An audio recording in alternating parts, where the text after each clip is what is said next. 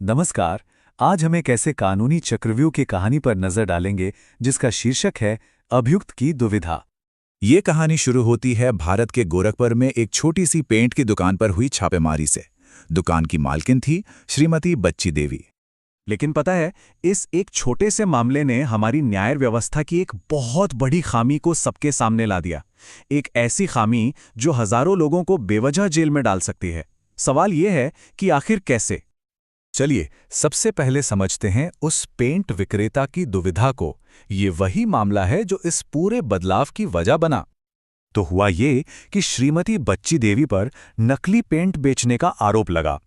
Police ने मामले की पूरी जांच की, पर उन्हें कभी गिरफ्तार नहीं किया, क्योंकि उन्होंने जांच में पूरा सहयोग किया था। अब जब जांच पूरी हो गई तो अदालत ने उन्हें पेश होने के लिए समन भेजा। लेकिन असली दिक्कत तो अब शुरू हुई।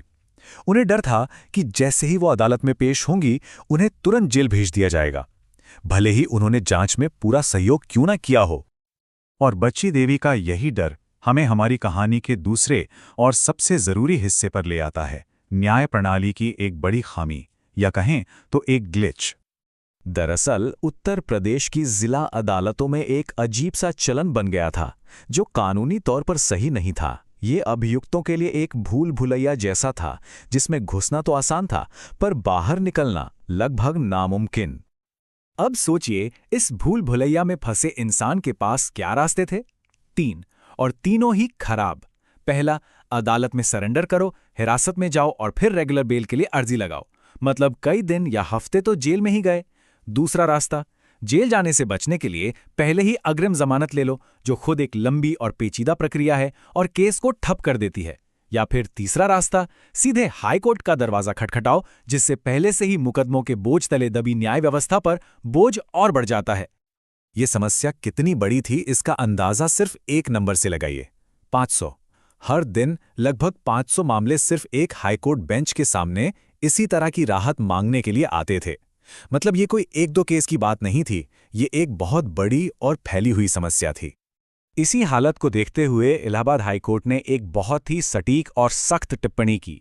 उन्होंने कहा कि ये एक ऐसा न्यायिक गतिरोध है जो बिना रोक टोक के जारी है, जिससे गैर जरूरी प्रक्रियात्मक बोझ बढ़ रहा है और व्यक्तिगत स्वतंत्रता का ऐसा हनन हो रहा है जिससे बचा जा सकता था। तो इस पूरे चक्रव्यूह का तोड़ क्या था? जवाब हमारे कानून के एक बहुत ही बुनियादी सिद्धांत में छिपा है, जिसे हम सब जमानत जेल नहीं के नाम से जानते हैं। तो गलती क्या हो रही थी? निचली अदालतों में यह मान लिया गया था कि चार्जशीट स्वीकार करने के लिए अभियुक्त का हिरासत में होना जरूरी है। इसलिए जैसे ही कोई पहली बार पेश होता, उसे हिरासत में ले लिया जाता था, जबकि सही कानूनी सिद्धांत बिल्कुल साफ है। व्यक्तिगत स्वतंत्रता हमारा संवैधानिक अधिकार है।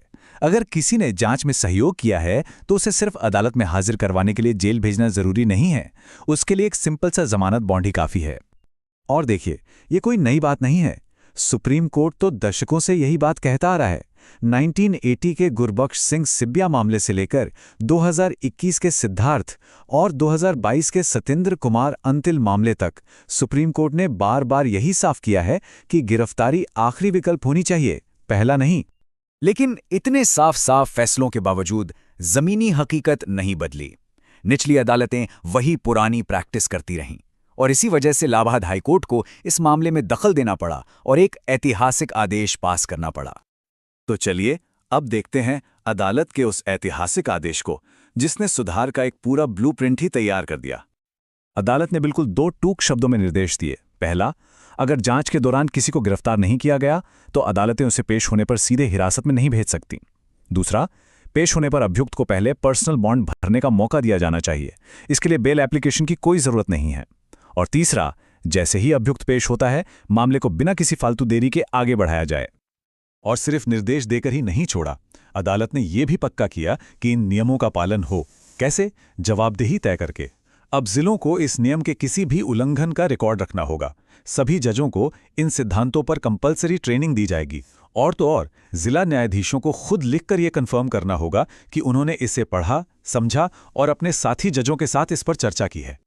लेकिन इस फैसले की खासियत यह है कि यह सिर्फ एक समस्या पर ही नहीं रुका। न्याय को हर किसी के लिए आसान बनाने की सोच को आगे बढ़ाते हुए इसी फैसले में जमानत से जुड़ी एक और बहुत बड़ी मुश्किल को भी हल किया गया। जी हाँ, इस फैसले में आज़ादी के रास्ते की एक और बड़ी रुकावट को भी दूर किया गया, जमानत के लिए कई जमानतदारों यानी श्योरिटीज की मांग। और ये जमानतदारों का जाल कितना खतरनाक हो सकता है, इसके उदाहरण सच में चौंकाने वाले हैं। जरा सोचिए, एक केस में एक व्यक्ति को 2017 में जमानत मिल गई थी, लेकिन फिर भी वो 5.5 साल तक जेल में रहा। क्यों? क्योंकि वो 2 जमानतदार नहीं ढूंढ सका। एक और भी दुखद मामला है जिसमें एक व्यक्ति को जमानत मिलने के बाद लगभग 18 साल सिर्फ इसी वजह से जेल में बिताने पड़े। तो इस सिस्टम को कैसे सुधारा गया?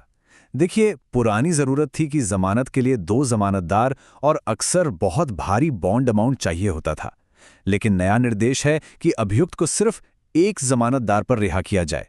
और सबसे बड़ी बात, बॉन्ड की रकम अपराध कितना गंभीर है इस पर नहीं, बल्कि अभियुक्त की आर्थिक स्थिति को देखकर तय की जानी चाहिए।